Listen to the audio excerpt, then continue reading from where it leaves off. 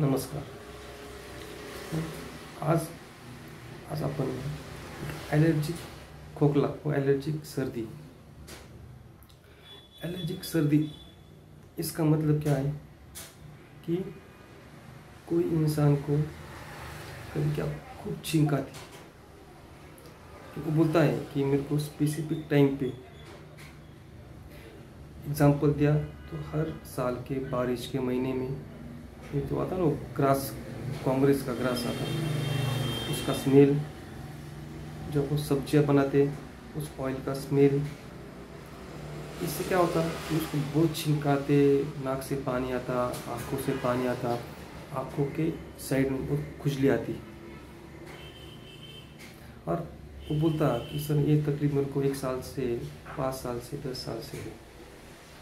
और वो क्या करता, टेम्पररी सिट्रिजिन नाम की गोली और लिवोसिट्रिजिन और मॉन्टोलेक्स ऐसी टैबलेट को यूज़ करके वो उस सर्दी को नीचे दबाता है अपनी छाती के अंदर, लेकिन क्लियर होती नहीं.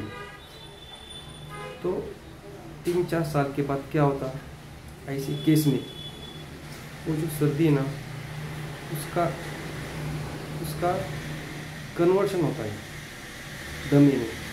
फिर उस पेशेंट को सांस लेने में दिक्कत आती है. लेकिन पेशेंट क्या बोलता, सर मुझको ना पहले ये दमे की तकलीफ नहीं थी, लेकिन अभी चालू हो गई. तो लेकिन उसकी हिस्ट्री में उसने पहले एलर्जिक सर्दी के लिए बहुत दवाई खाई, उसके अंदर स्टेरॉइड भी था.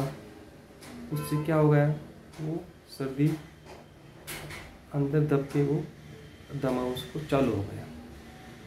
तो ऐसी तकलीफ में ना, ऐसे बीमारी के अंदर आप होम्योपैथी की दवा का यूज़ करें.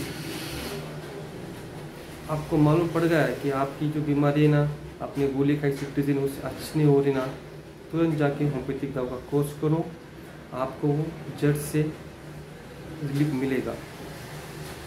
नमस्कार.